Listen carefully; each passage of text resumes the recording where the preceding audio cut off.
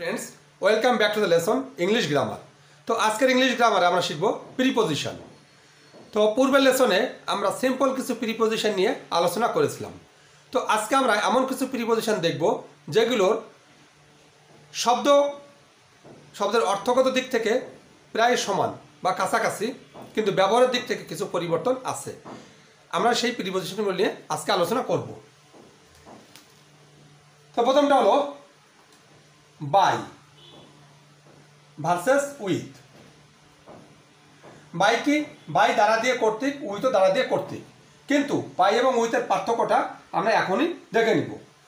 By হলো যখন মানুষের দ্বারা বা কোনো প্রাণীর দ্বারা কোনো কাজ সংগঠিত হয়, তখন সেই ক্ষেত্রে আমরা ব্যবহার করব বাই।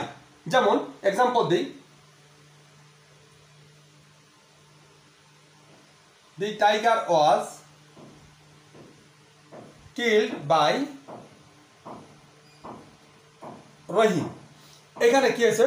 রহিমের দ্বারা বাঘটি মারা হয়েছিল, তাহলে এখানে আমরা ব্যবহার করলাম বাই।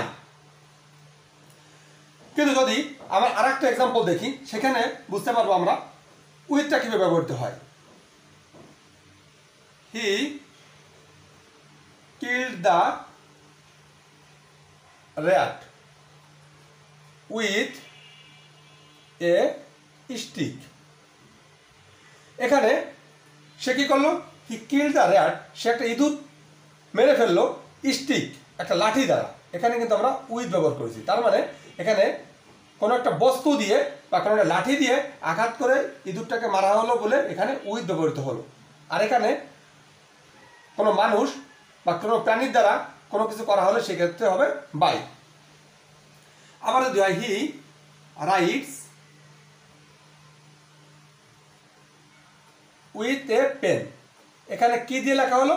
কলম দিয়ে লেখা হলো, তাই এখানে আমরা উইথ ব্যবহার করলাম।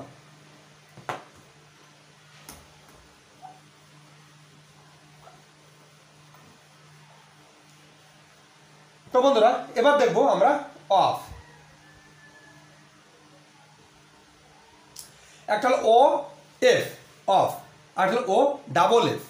তাহলে বানানোর দিক থেকে প্রায় কাছাকাছি, কিন্তু এখানে একটা পার্থক্য আছে। সে পার্থক্যগুলো আমরা দেখব। এই অফ কখন ব্যবহৃত হয়? বাংলা ব্যাকরণে সম্বন্ধে ষষ্ঠী বা রয়ের অর্থে আমরা অফ ব্যবহার করব। যেমন রয়ের কি? এক্সাম্পল দিলে বোঝা যাবে। This is the pen of Karim.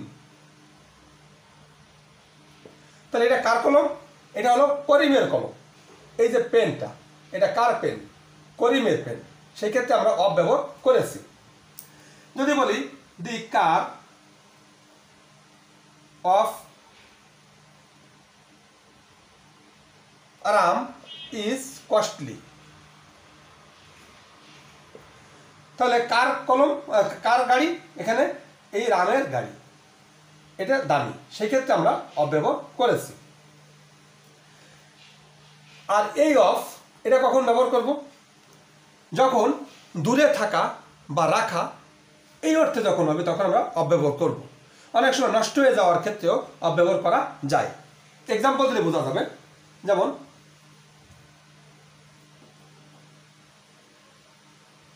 Put off your shoes. এখানে খুলে ফেলা, সেই ক্ষেত্রে আমরা অফ ব্যবহার করলাম। অথবা যদি বলি keep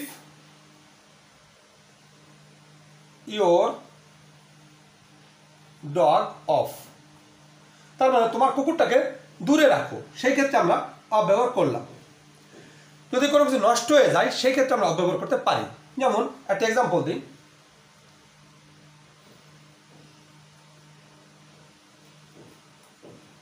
the milk is of. এখানে দুধটা নষ্ট হয়ে গেছে, সেই ক্ষেত্রে আমরা ব্যবহার করব অফ। তাহলে আমরা দেখে নিলাম যে ও এফ শুধু single F R O double F এর ভিতরে প্রিপোজিশনগতভাবে পার্থক্যটা, এবং আমরা যখন বাক্যে ব্যবহার করব এবং কখন ব্যবহার করব সেই পার্থক্যটা আমরা দেখে নিলাম।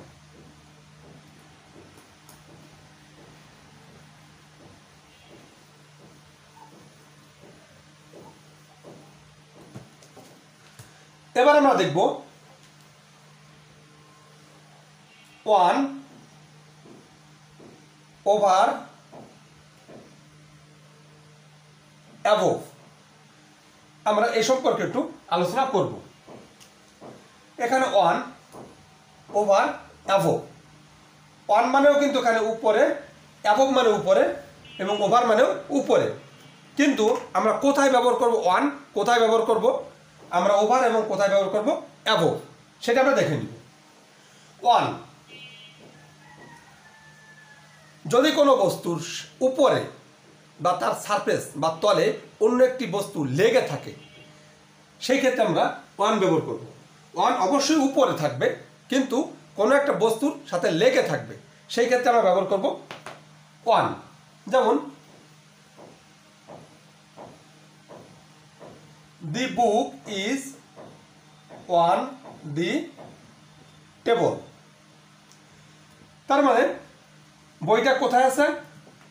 বইটা আছে টেবিলের উপরে, উপরে আছে, কিন্তু টেবিলের যে সারফেস বা তল তার ঠিক উপরে লেগে আছে, সেই ক্ষেত্রে আমরা ব্যবহার করব 1। এবার আমরা ব্যবহার করব ওভার আর অ্যাবোভ। তো প্রথমে বলে নিই, ওভার এবং অ্যাবোভ এর ভিতরে একটু পার্থক্য, তাত্ত্বিক পার্থক্য আছে। যেমন ওভারটা ব্যবহার করা হয় শুধুমাত্র প্রিপজিশন হিসাবে, কিন্তু অ্যাবোভ এটা প্রিপজিশন এবং অ্যাডভার্ব দুটোই ক্ষেত্রে ব্যবহৃত হয়। ওভারটা শুধু প্রিপজিশন, এটা প্রিপজিশনে ব্যবহৃত হয়, আর অ্যাবোভ এটা প্রিপজিশন প্লাস কোনো কোনো ক্ষেত্রে অ্যাডভার্ব হিসেবে ব্যবহৃত হয়। আর একটা পার্থক্য আছে, ওভারটা কখন ব্যবহৃত হবে? যদিও কোনো বস্তু উপরে আছে কিন্তু এটা মুভিং অবস্থায় আছে, মানে কোনো একটা চলন্ত অবস্থায় আছে, সেই ক্ষেত্রে আমরা ব্যবহার করব ওভার। যেমন এক্সাম্পল দিলে বোঝা যাবে,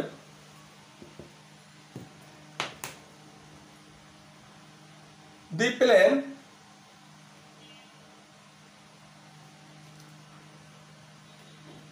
ফ্লিউ ওভার দ্য সিটি। তাহলে কি হলো? এখানে দি প্লেন ফ্লিউ ওভার মানে এই প্লেনটা এ কিন্তু চলন্ত অবস্থা আছে, এটা এই শহরের উপর দিয়ে উড়ে গেল, সেই ক্ষেত্রে আমরা ব্যবহার করলাম ওভার। অথবা আরেকটি ক্ষেত্রে ওভার ব্যবহার করা যায়, যদি আড়াআড়িভাবে কোনো কিছু অবস্থিত থাকে, সেই ক্ষেত্রে আমরা ওভার ব্যবহার করতে পারি। যেমন একটা এক্সাম্পল দিই, দি bridge is over the river.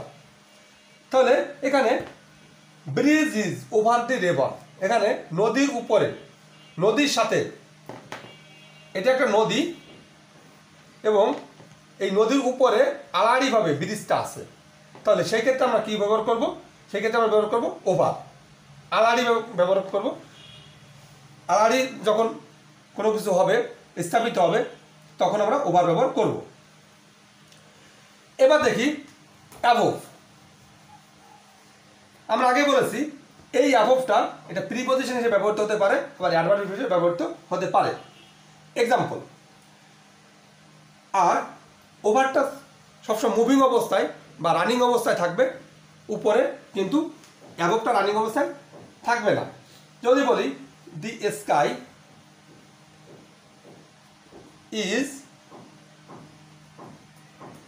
Above our head, তাহলে আমাদের মাথার উপরে আকাশ আছে, আকাশটা স্থির অবস্থায় আছে, সেজন্য আমরা ব্যবহার করব ওভার, অ্যাবোভ, এখানে আমরা অ্যাবোভ ব্যবহার করব। যদি বলি দি সান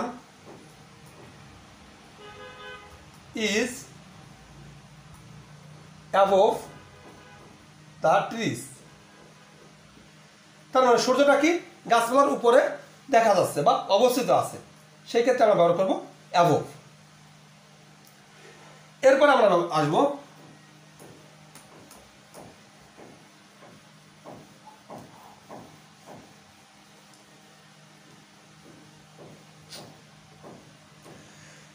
আমরা under.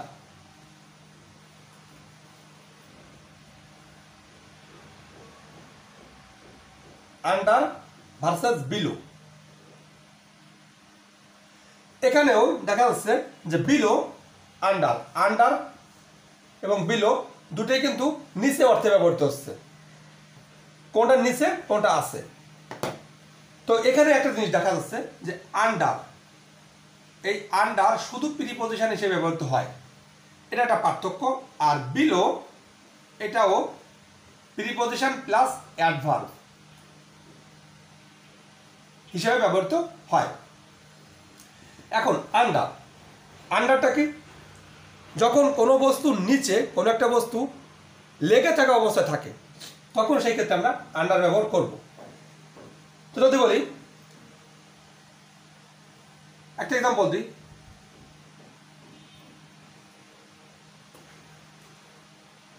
He put the letter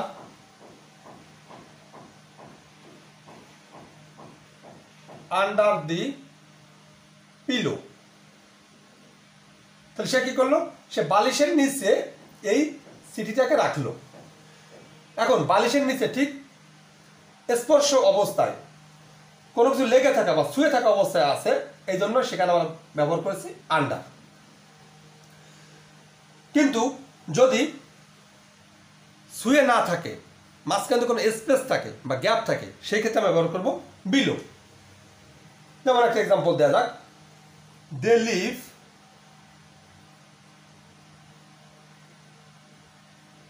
below আস। এখানে দে লিভ বিলো আস এখানে ব্যবহার করা হচ্ছে কোন অর্থে? যে আমরা 4 তলায় থাকি আর তারা থাকে 3 তলায়, তাহলে 3 তলা এবং 4 তলার মাঝে এখানে একটা স্পেস আছে, সেই ক্ষেত্রে আমরা ব্যবহার করলাম এখানে বিলো। এখানে 4 তলা আর 3 তলা, 4 তলা এবং এর নিচে 3 তলা, সেই ক্ষেত্রে আমরা ব্যবহার করব বিলো। আবার আন্ডারটা ব্যবহার করা হয় পদমর্যাদার ক্ষেত্রে, যেমন হি ইজ আন্ডার মি, সে পদমর্যাদা আমার নিচে আছে, সেই ক্ষেত্রে আমরা আন্ডার ব্যবহার করব। তাহলে মূল পার্থক্যটা হলো আন্ডার হবে যদি কোনো একটা বস্তুর নিচে স্পর্শ অবস্থায় বা শুয়ে থাকা অবস্থায় থাকে, সেই ক্ষেত্রে হবে আন্ডার। আর যদি মাঝখানে কোনো স্পেস থাকে সেই ক্ষেত্রে হবে বিলো। তাহলে এটা হলো আন্ডার এবং বিলোর পার্থক্য।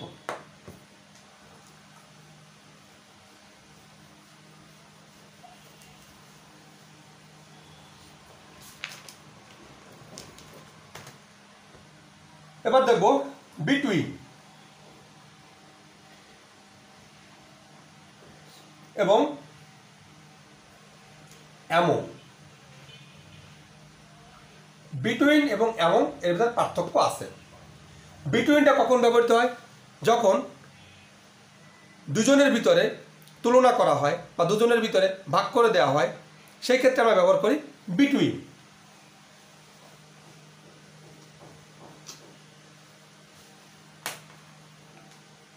যেমন একটা এক্সাম্পল দিই, হি ডিভাইডেড his property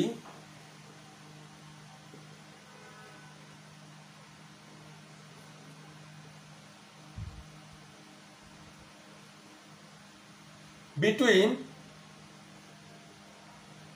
2 sons। এখানে কি হলো? তিনি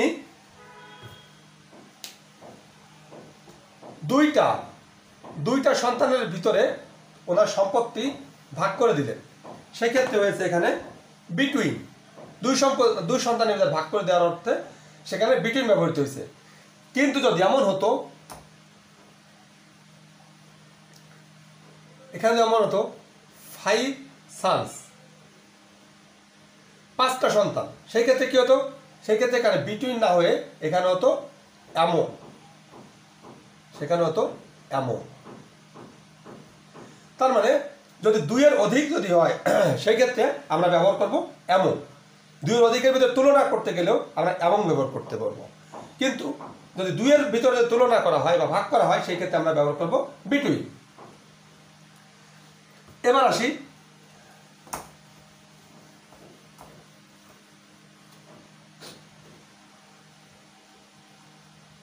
বি সাইড আর হলো বি সাইডস। এখানে শব্দের দিক থেকে এবং স্পেলিংয়ের দিক থেকে এখানে কিন্তু শুধু একটা এস এর পার্থক্য আছে, এস। কিন্তু যখন সেন্টেন্স তৈরি হবে তখন কিন্তু এই এস এর জন্য পুরোটা সেন্টেন্সেরই সব অর্থ বদলে যাবে। এক্সাম্পল দিলে বোঝা যাবে, সিট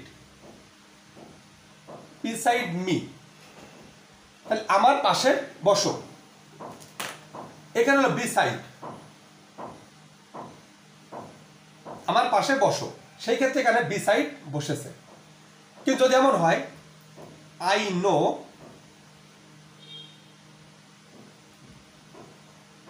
হিন্দি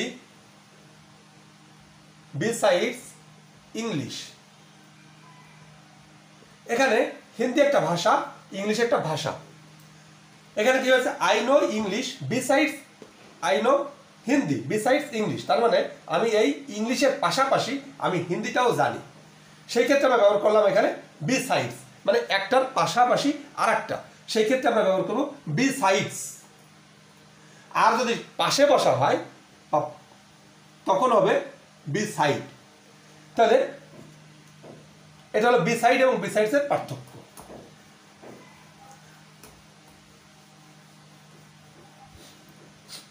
এরপর আমরা দেখব বিফোর আর হলো অ্যাগো। এই বিফোর এবং অ্যাগো এটা পার্থক্য আছে। বিফোর মানেও পূর্বে, অ্যাগো মানে পূর্বে। তাহলে পার্থক্যটা কোথায়?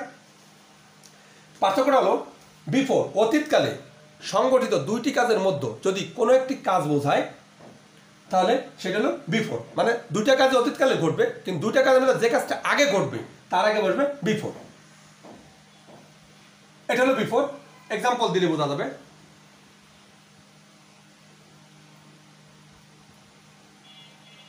the patient had died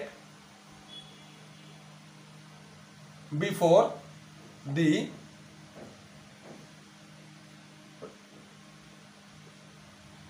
doctor came।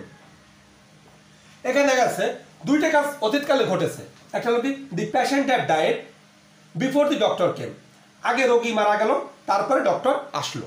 তাহলে ডক্টর আসার পূর্বেই রোগীটা মারা গেল, সেই ক্ষেত্রে আমরা ব্যবহার করব বিফোর। আর যদি বলি যে বর্তমানের আগে কোনো ঘটনা ঘটেছিল, মানে বর্তমানকালের ঠিক আগে কোনো একটা ঘটনা ঘটেছিল, সেই অর্থে আমরা ব্যবহার করব অ্যাগো। যেমন যদি বলি হি কেম হিয়ার